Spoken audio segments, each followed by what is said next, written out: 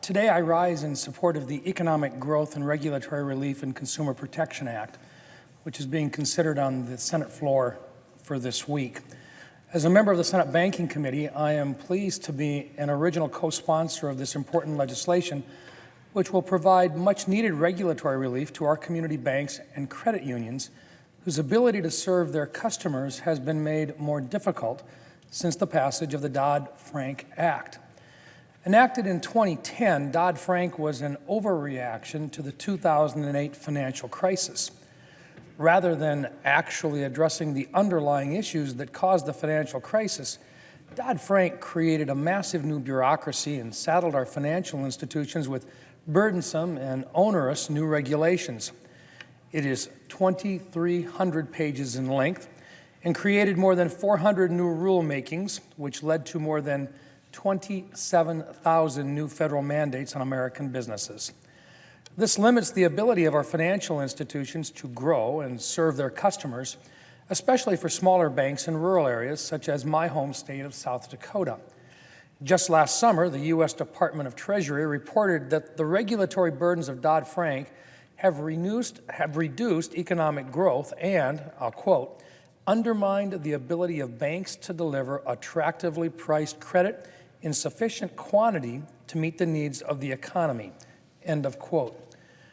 Without a question, no one wants to repeat the events that contributed to the economic recession that began in 2008.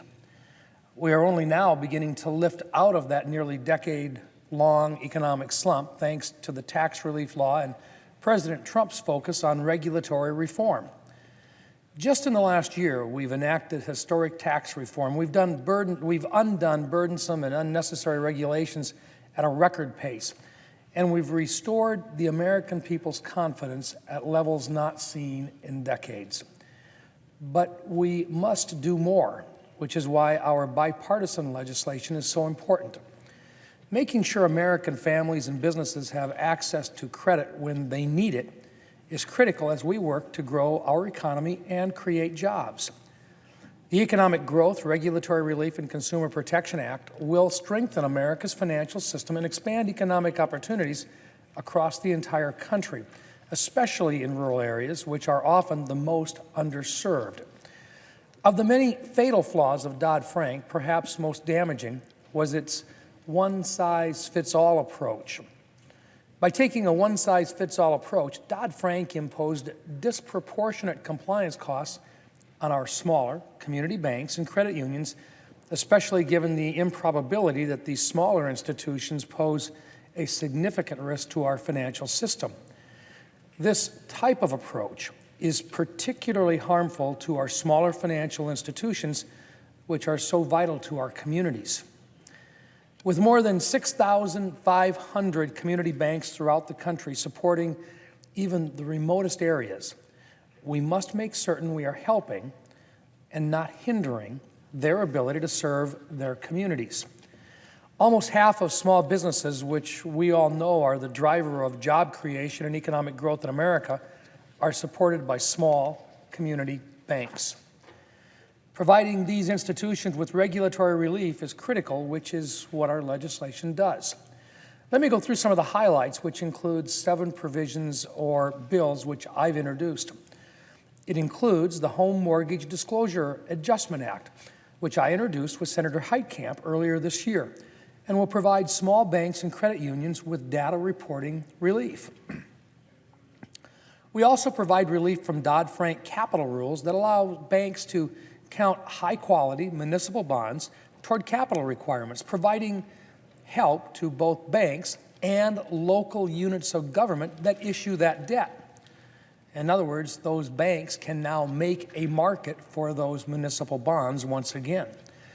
Our legislation also streamlines federal rules to help small, local federal savings associations, known as FSAs or thrifts, expand their ability to offer loans to more families and businesses without going through a costly charter conversion process.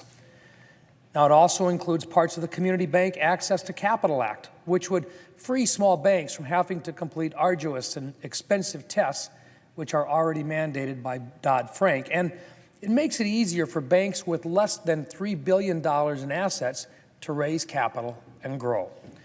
I'm also pleased it includes my provision to protect the credit for our nation's veterans so that vets who are waiting on delayed payments from the VA Choice Program cannot lose their credit ratings because of it.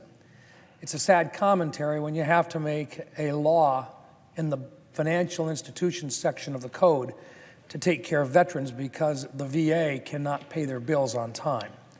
It also protects seniors by removing liability for financial services institutions and professionals reporting suspected fraud of senior citizens to the authorities. We also provide relief to small public housing agencies in rural areas by reducing regulatory burdens on and increasing flexibility for these entities. This bill provides rural appraisal relief in cases when borrowers have trouble finding a qualified appraiser. The reason for this is because if you want to get a home loan, one of the requirements under Dodd-Frank is that you have to have a qualified appraiser actually appraise the home, regardless of where you live. What this provision does is relaxes some of those rules with regard to where the amounts in a mortgage can be less than a particular amount as specified in our bill and still be a qualified mortgage so that banks can move them onto the secondary market. That helps to create a market for those mortgages, making it more easy or easier for a consumer to actually access that credit.